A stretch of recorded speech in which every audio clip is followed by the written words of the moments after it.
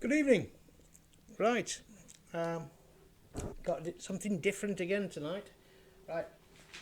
Okay, what we've got for you today, we've done the witches, so I thought we'd move on to something different again. I promised you animals and things like this. So this time we've got wolves.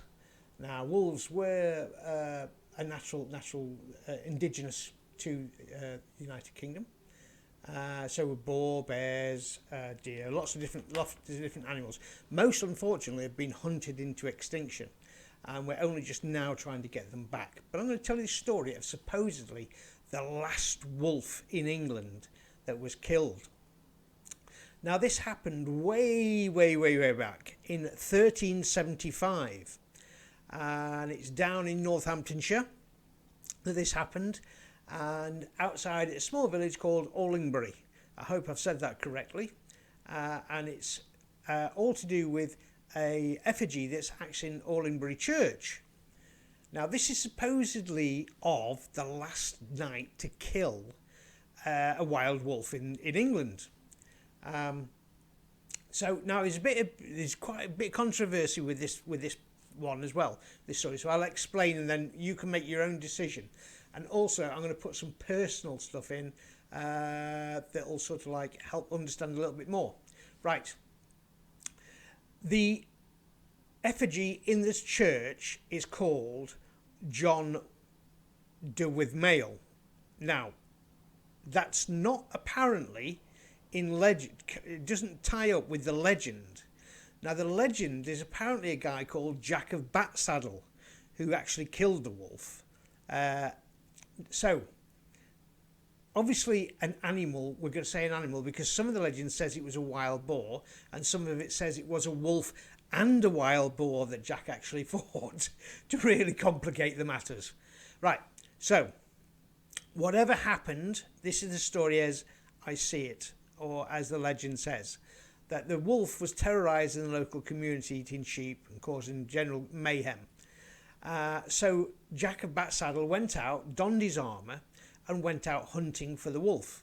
He found the wolf and engaged in an absolutely massive fight with the wolf that lasted for hours. Now,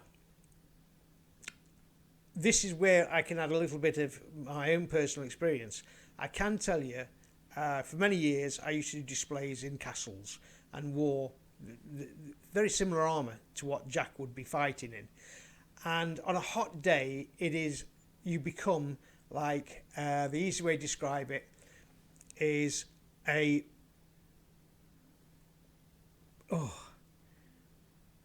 little fish in a very steamy tin. I forgot what they call pilchards, like pilchards in a tin. You start superheating up, and there's no sort of like way of getting out of the armour. So Jack would have been really sweating at this point. It would have been absolutely excruciatingly physically to do it. Now remember, knights were taught from a young age to fight in this armour, so it wasn't that bad, and they are used to doing it, but not for prolonged periods. And this apparently was a legendary fight with this wolf, and it went on all day. Eventually, Jack did actually get the better of the wolf and kill it. So he sat down absolutely totally exhausted next to the local stream, got his helmet, or I'm presuming his helmet because that's what we normally use, and got some water from the stream, had a mouthful of it. Now that is the worst thing you can do in armour, to be quite honest, because what happens if it's freezing cold water, you'll give your body a shock. Yeah, if you remember, when it's a hot day, people say don't jump into the rivers, don't jump into the lakes when it's a hot day because it'll give you a heart attack. So I've had one of those. It's not very nice. Right. So he actually, whether it was just a pre-shock or a full shock, but he actually died from the shock of the cold water, and was buried in the local church in Allingbury Church. Now, that actually makes perfect sense. The whole story, as I said there, with me knowing what it feels like and everything like that, I can actually add personal bits to it, so I can sort of say, yes, that sounds right, and that bit is right, and that bit about the armour, everything's all right.